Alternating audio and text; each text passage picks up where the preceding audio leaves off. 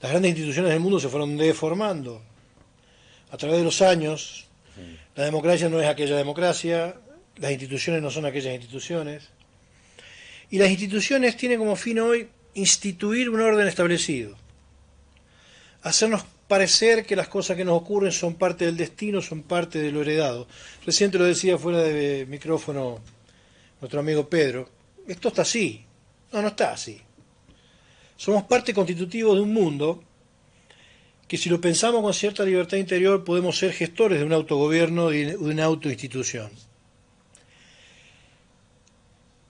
Primera pregunta que tenemos que hacer para no dejar morir la filosofía. La primera pregunta básica, por donde empezó la filosofía. ¿Por qué esto que vos me decís es lo que yo debo pensar? ¿Por qué esto que está instituido, que está deliberado por otros, delineado por otros, es lo que yo debo pensar? La gran apuesta filosófica empieza por la pregunta, que irrumpe estableciendo cierta ruptura de cierta clausura institucional. Las instituciones clausuran, cierran.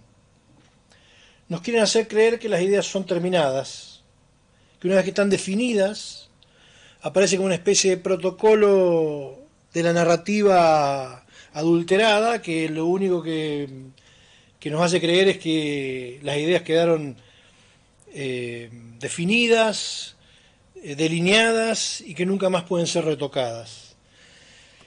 Todo proyecto de autonomía implica la capacidad que tenemos los seres humanos de romper la clausura que esas instituciones provocan, con lo cual es un ser independiente, un ser que se autogestiona, es un ser capaz de cuestionar sus propias instituciones, cuestionar sus propias ideologías, cuestionar sus propias ideas, reformularlas, replantearlas. Entonces, ¿por qué debo pensar esto que me dice otro? ¿Por qué debo pensar esto que está instituido? Ser capaz de negarnos a aquellas imposiciones que vienen en una epistemología moderna que parecería ser la composición posmoderna de una epistemología delineada en base a la imposición. Lo trágico de esto, y para los mentores del fin de la filosofía, los innombrables de siempre. ¿Existen? Sí. Todo lo que está fuera de la filosofía y todo lo que está fuera del cuestionamiento filosófico, en términos socráticos, está dentro de la órbita de la ignorancia. Todo placer dogmático, todo placer de cierre de conocimientos, tiene que ver con la ignorancia. La filosofía, el cuestionamiento, las ideas, el divagar por las ideas, establece un mundo de apertura, un mundo de no cierre, que implica un cuestionamiento permanente, ¿no? Repito, ¿por qué debo pensar eso o por qué debo pensar esto que me dan como establecido? Que me dan como si fuera una especie de institución heredada, ¿no? y preordenada. ¿Y por qué hacemos esto? Porque no estamos formados, porque seguimos leyendo e informándonos donde no debemos. Y dejamos de lado las grandes lecturas pendientes, la gente lúcida que se animó a dar pasos en el sentido de este proyecto de autonomía y que nos permite pensar sobre algunas posibilidades importantes. Fíjate que hay, para consolidar... ¿Vos crees, Carlos, que ahora todo esto de la lectura viene a imponernos desde una pantalla de televisión o desde una red social? ¿Eso es lo que aprendemos? Y yo te diría que por un porcentaje muy alto de la población está formado a partir de las pantallas. Gran parte de... Y esto tiene no sé si un dogma, pero tiene un objetivo. Está inoculado socialmente, instituido socialmente sin que nos demos cuenta. Hay una especie de peregrinación ideológica a partir del funcionamiento de las pantallas, de todas las pantallas, independientemente de los colores y de las ideologías, en un sentido o en otro, que lo que buscan es la inoculación de ideas que se nos hacen carne y que cuando no nos pudimos dar cuenta, las creemos como propias. Mirá, para consolidar un poquito más esta parte que vos me estás preguntando, hay tres grandes oposiciones que son muy importantes para tener en cuenta. para hacer este análisis. La primera es ser y aparecer. La segunda es la verdad y la opinión. Y la tercera es la naturaleza o la convención y la institución. Vamos con la primera, ser o aparecer. Es muy difícil en torno a cuestionamientos de verdad que el ser humano común se acerque a lo que es el ser. Es muy difícil, en términos de Kant, que nos pongamos a definir la cosa en sí. ¿Qué es la cosa en sí? ¿Qué es esto que es? Y que no tiene cuestionamiento. ¿Qué es? Generalmente hablamos de lo que aparece, no de lo que es. La filosofía rompe con la apariencia y va al eje del ser. Normalmente el hombre vulgar habla de lo que aparece, habla de lo que supone, habla de lo que nos muestran en una especie de historieta bien configurada con buenas imágenes, pero no deja de ser un mundo aparente, no es el mundo real, no es el mundo del ser. Primera oposición que nos genera un estado de ignorancia permanente. El segundo es la relación de la verdad con la opinión. Manejar índices vinculados al acercamiento a la verdad implica animarse a romper con la estructura de lo instituido y acercarnos a las ideas lo más cercanas posibles a la verdad. Fíjate que no estoy dando esto como algo acabado, sino como un camino. Ahora, el hombre moderno, el hombre posmoderno, tiene como aspecto desvirtuado centrarse para poder manejarse en el mundo a partir de la opinión. Abandonamos el camino de la verdad, que es riguroso, que es difícil, que es complicado, que es incómodo, para empezar a manejar la realidad desde la opinión. Y la opinión es todo aquello que una persona común pueda plantear.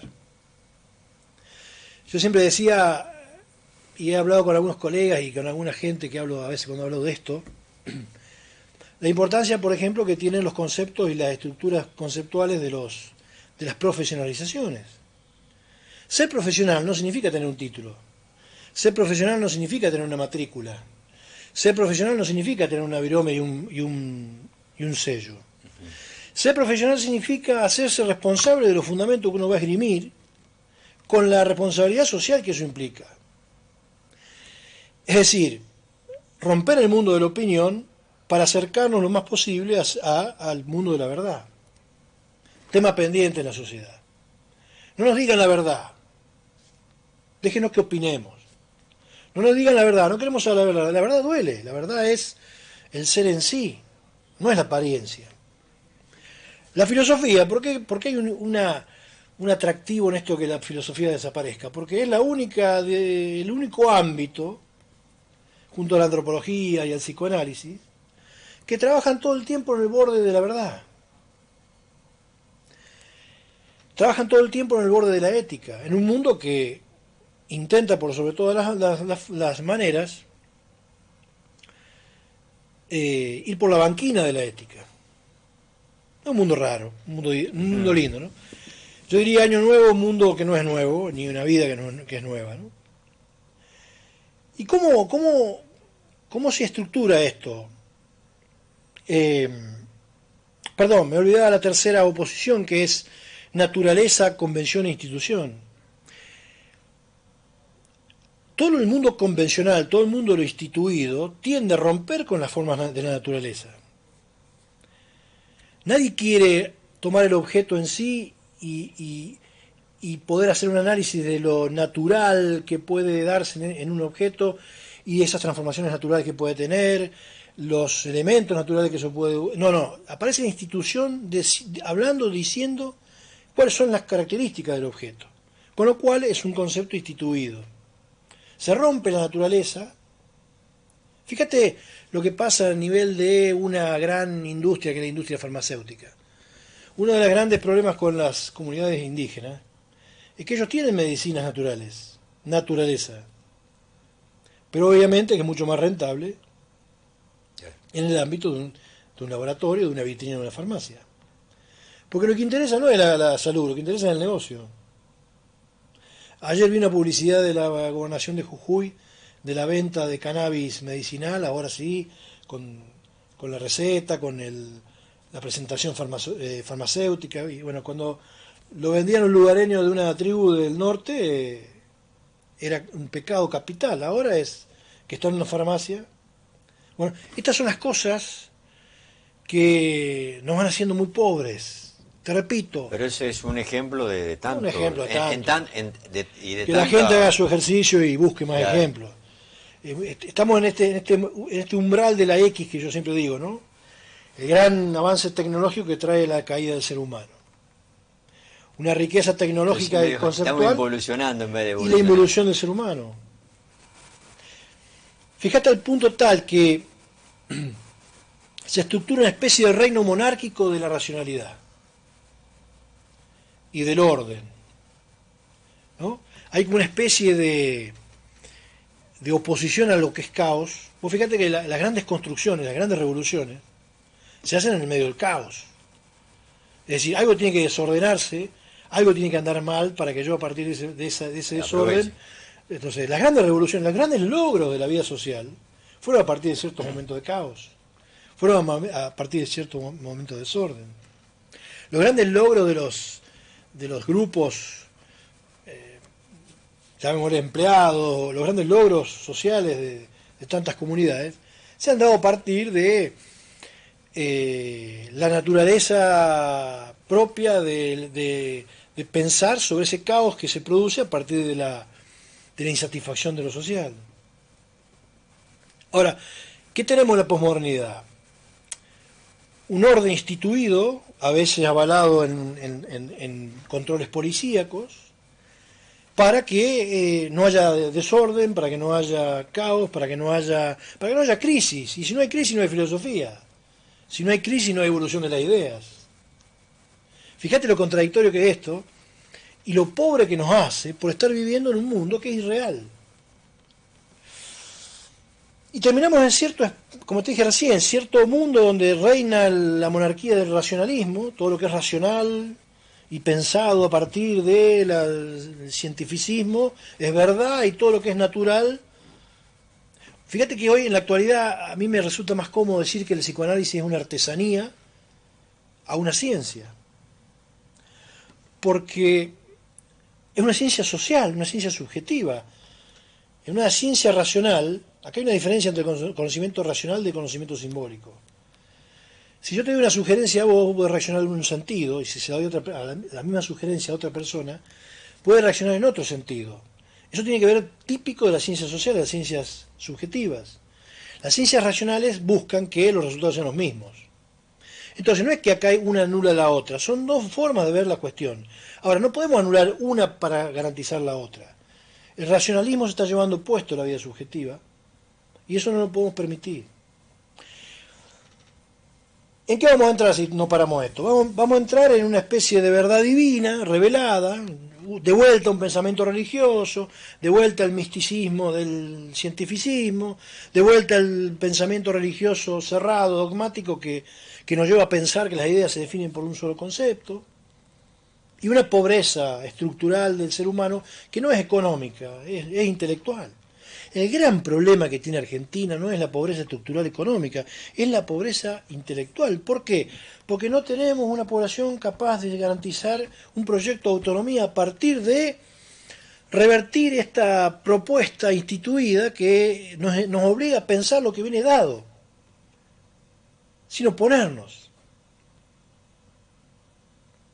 Sí, sí, Esto lo podés pensar en la política, lo podés pensar en una escuela, lo podés pensar en un sistema educativo, lo podés pensar en una institución de un pueblo, en cualquier situación donde algo se instituya, está planteado de esta manera. Luis, ¿y por qué se fanatiza la gente? porque tiende a depender muy rápido. ¿Cuál es uno de los índices más marcados de la posmodernidad? La evolución farmacológica a la anulación de la angustia. Y la angustia es la luz roja del auto.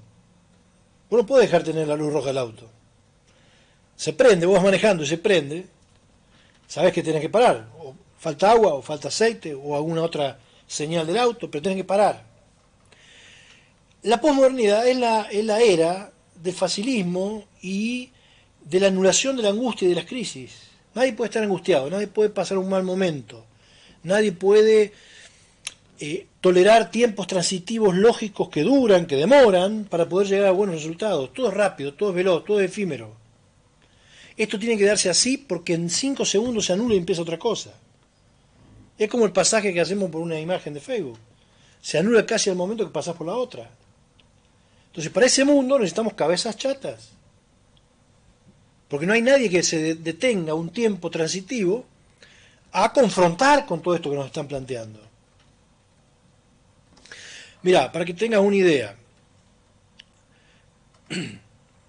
yo soy un gran problema en muchas instituciones que he estado, porque siempre he estado en contra de la Corte.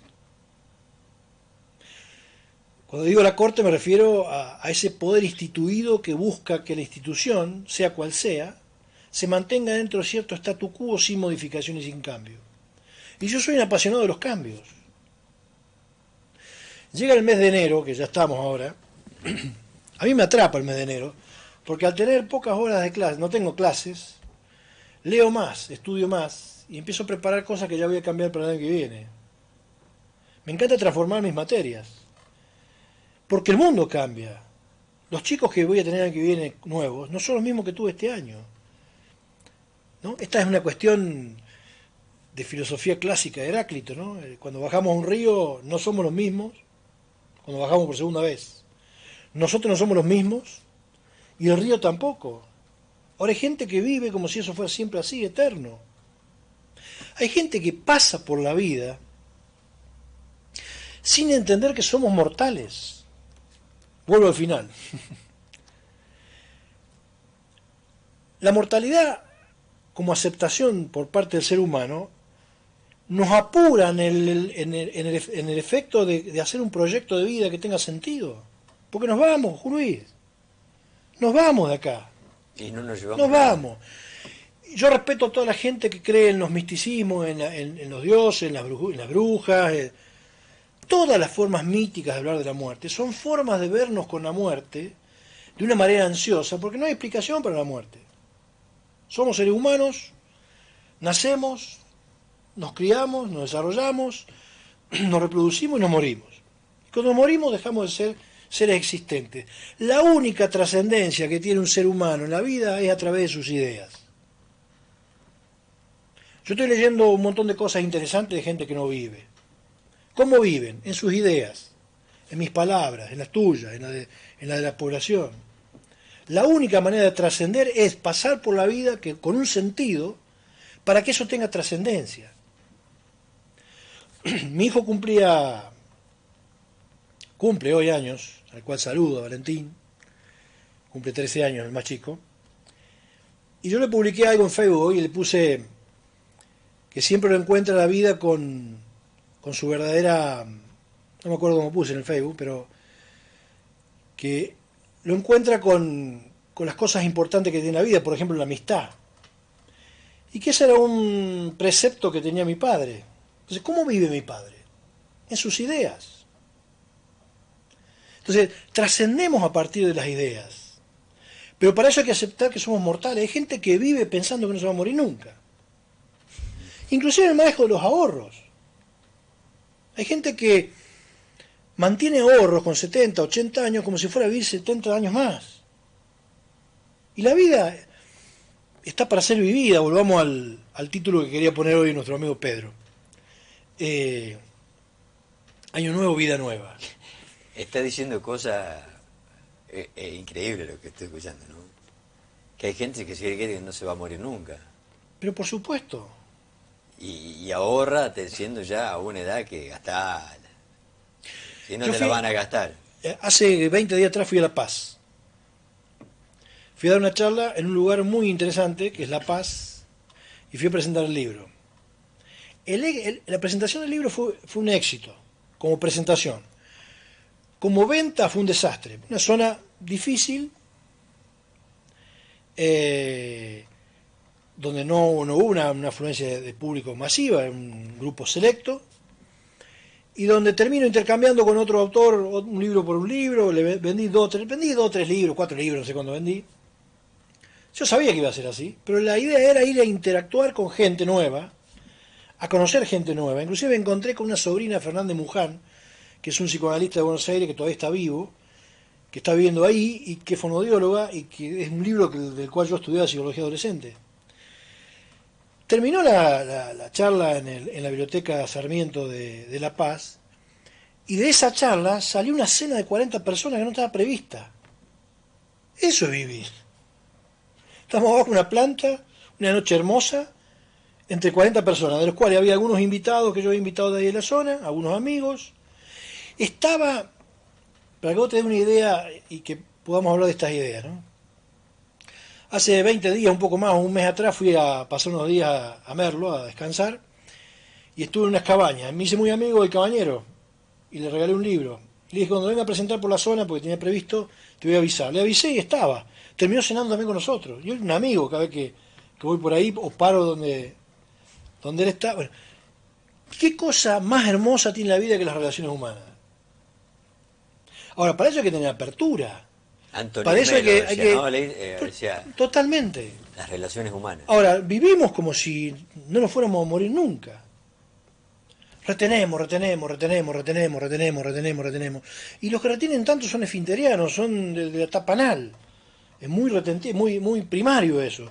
La etapa fálica es de Freud que hay que pasar para que es una etapa superior para poder ser creativo. La gente, en su gran mayoría, Sí, pero yo te voy a decir también lo que está pensando la gente. Tiene razón lo que dice Zubiri, pero yo en el día a día no me alcanza para alimentarme bien. Pero yo no estoy hablando de plata. Bueno, pero ¿cómo haces para vivir ese día a día, como vos decís, dándote, no marrocando, no guardando, si no tenés nada para guardar, ¿no? Ni siquiera un pan para la noche? Está bien. Te digo lo que puede pensar alguien que nos esté mirando. Está bien. Yo estoy hablando del crecimiento del espíritu, del crecimiento de la persona. Espiritual. ¿No? El crecimiento de la persona. Incluso Se te puede digo ser más. feliz con poco. Te digo más, en esa presentación del libro había gente así como vos decís. Y gente que estaba metida en la cultura. Yo le pasé a Pedro hace un rato dos imágenes. No sé si la podés poner, Pedro, para terminar. Dice, los hombres libres tienen ideas, los sumisos tienen ideologías. Y había otra que te pasé, Pedro. Teócrito. Ah, está. En mi estado está entonces. Bueno. Tranquilo, pásasela. Los hombres libres tienen ideas. Los sumisos tienen ideologías. Exacto. Y la otra pensé que se la había pasado. Y los poderosos que tienen la ideología para que después los sumisos la tomen. ¿Me puede responder eso también? ¿Cómo? Las ideologías de los poderosos para que después los sumisos tomen esa ideología, ¿no? Está bien, pero hay que resistirse a eso. Hay que resistirse a eso. Yo creo que es fundamental poder resistirse a eso. Por eso estamos planteando este proyecto de autonomía, donde la gente pueda, dejar de aparentar para ser, no es un tema económico, no es un tema de comida, ¿no? Poder, dejar de nutrirnos de medios o de formas de comunicación que son inoculantes de nuestras conciencias, no es un tema económico, ¿no? Es un tema de actitud. Por eso creo que es importante sostener esta pregunta filosófica que dice, ¿por qué debo pensar esto que me están planteando? ¿Por qué no puedo poner en duda eso? Y plantearlo, bueno, hacer planteos más allá de esa cuestión, ¿no? Esto es un tema que me parece que es importante.